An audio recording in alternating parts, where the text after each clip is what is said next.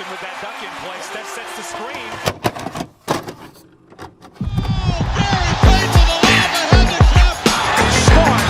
Hey guys, this is Dominique Wilkins. Hey, this is Sean Kemp. This is Gary Payton. Hey, this is Pau Gasol. NBA fans, what's up? This is Vince Carter here. Hey, what's up? This is Matt Barnes. If you're an old school NBA fan like I am, make sure you check out the Basketball Time Machine with my man Sean David. Hey folks, how's it going? Welcome back to the Basketball Time Machine. My name is Sean David. Thanks for tuning in. In today's episode, I probably should call this segment Get Off My Lawn segment. I will discuss with you guys why I feel that, I'm a little bit worried about NBA basketball and basketball in general. So maybe it's just a very personal video and might rub some people the wrong way, but some things I just have to get off my chest. Anyway, but before we start with this episode, let me ask you guys for a small favor. Please subscribe to the channel if you like the content, and don't forget to follow this channel. All right, you guys, let's do it.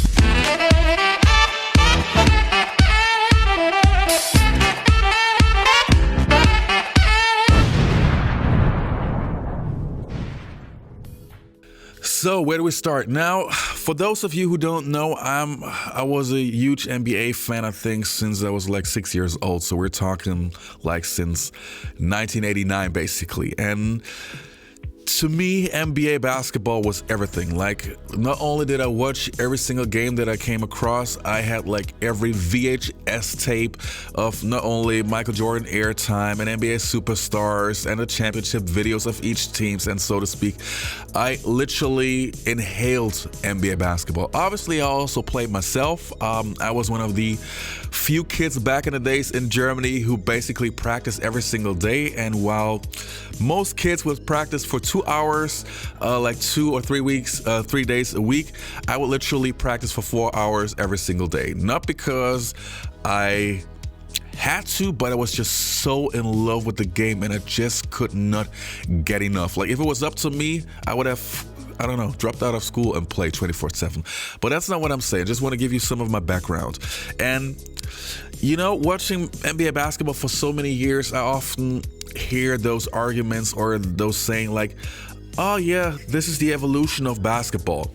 And the one thing that always came to mind to me is, does evolution automatically mean better? Like, just because something changes into a certain direction, does it automatically mean that things nowadays are better than they were back in the days? And don't get me wrong, especially for younger folks who would consider somebody like me, naturally, to be an old guy hating on new stuff. I am aware of the fact that many things in today's world have improved. I mean, technology, many things are better than what we had back in the 80s and the 90s.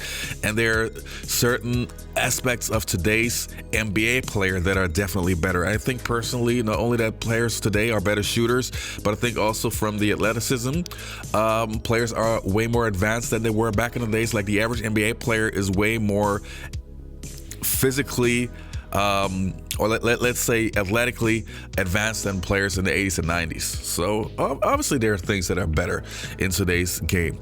But there are certain things that I think, even though people call it evolution, I think that they not only hurt NBA basketball, but I think that the overall impact on basketball is devastating.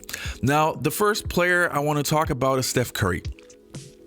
And don't get me wrong, I think he's a phenomenal player, and I actually like him. He seems to be a good guy. I like the family values. I already liked his dad, Del Curry, who played for the Charlotte Hornets and Toronto Raptors back in the days. And I think it's amazing what Steph can do. And it's not even his fault, but as we all know, when you have superstar players, they have a heavy influence of the younger players. People try to imitate players. Like, for example, I used to copy Michael Jordan like crazy. Obviously, I was never that good, but I would copy his moves. But with him, it helped me to get my fundamentals on point, because I always realized, okay, Michael Jordan is not only this high-flying guy who can do this acrobatic stuff, but he had a great mid-range game. Defensively, he was always well-positioned in those things. So I try to copy that too. But with Steph Curry, you have millions of kids and younger players and college players who want to shoot from all over the place.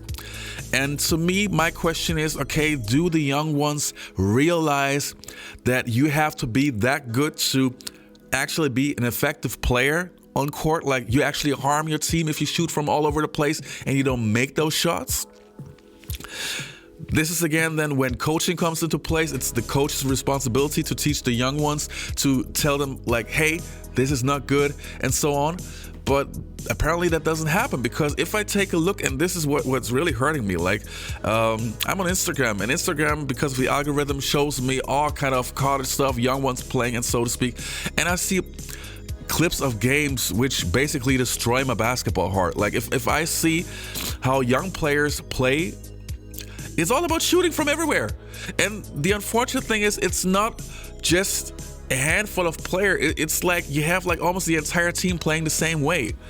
And to me, already really hurting the game for the past 10 years, especially when you take a look at the NBA teams that copied the style of the Golden State Warriors. And Charles Barkley said something very smart, like, how dumb must teams be to copy the style of the Golden State Warriors, a team that back then had 3 of the best shooters of all time. Like, how can you copy that? It's mind-boggling. But even NBA players and NBA teams and NBA coaches don't realize that, which is, I don't know, it's kind of scary. So how can you expect lower college teams and high school teams and AAU teams and, so to speak, basketball clubs to not fall for the same trap if even NBA teams do it? I don't know. Then we have another thing, which also is really making me afraid of basketball's future. If you take a look at NBA teams and NBA players nowadays, you have the feeling that most players really play the same way. Like, to me, when I see an NBA game, I have the feeling that I have 5 of the identical players on court. Now, obviously, there's a slight difference. The one player might have a better ball handling skill, and the other player might have a little bit of that. But at the end, they all play the same way. And to me, the beauty of basketball, to me, was always, I loved it, that you have 5 players on court with different skill sets, with all different jobs. And that was the beauty to me. Like, you have to contribute your skill set and the difference in your playing style to come together as one to be effective as a team. That, to me, was the beauty of the game. And that's getting more and more lost. Like, if you see players like Joel Embiid, you know, who obviously could be dominating in the post, who apparently prefers to shoot threes just like all the other players, it's taken away so much of the beauty of the game. And they don't even realize it. They probably also don't care. But to me, and I'm pretty sure to many, many fans who love the beauty of the game and who know how special the game can be, this really hurts. Also, if you take a look at today's players, yes, as I said in the beginning of the video, they might jump higher, they're more athletic, but many qualities of the game get lost. If you take a look, and I mentioned that countless times, if you take a look at the post game is completely vanishing, the mid-range game is completely vanishing. Basketball IQ, to me, is also vanishing. Why? Like, to me, strategy is really getting lost. Like, for example, when I grew up, I was always taught that if you have a player on the opposing team who has, for example, 4 fouls, you attack him, for example. Your strategy is to always exploit the weakness or the critical situation of your opponent. I don't see that in today's game anymore. What I see is isolation basketball. Dribble, dribble, dribble, dribble, shooting from all over the court. Like, the fundamentals of the game are completely getting lost. And why am I worried about this? I mean, hey, I'm an old FUCK. Now, I know that my time is up, but I have a little son, and of course, I hope that he will also start playing basketball when he's like 6 or so. And I want him to see the pureness of the game, which I'm 100% sure he will not discover that because it will be long gone. And another thing, and I know it's getting really deep into the conversation, but You remember, like in the 90s and the 80s, you always had so many veterans on the team. And the job of the veterans was, obviously, they weren't as fresh with their body, but they had experience to teach, which is so important. The guidance of an older player. And you have to understand that nowadays, the veterans that you have in today's NBA, those are those players who already adapted the wrong mindset, the wrong teachings of the game, which means that they will pass it on to the next generation. So, which also means that the real wisdom of the game, the most important information about the game, won't be passed on by the veterans now. And it will continue and continue and continue. To me, I believe, and I already know that today's basketball is something completely different than what we grew up on. But if I envision basketball in the next 10 to 20 years, I'm really, really afraid that I not only will lose complete interest in the game, but I'm afraid for all the people that don't know what basketball used to be about and what basketball could be.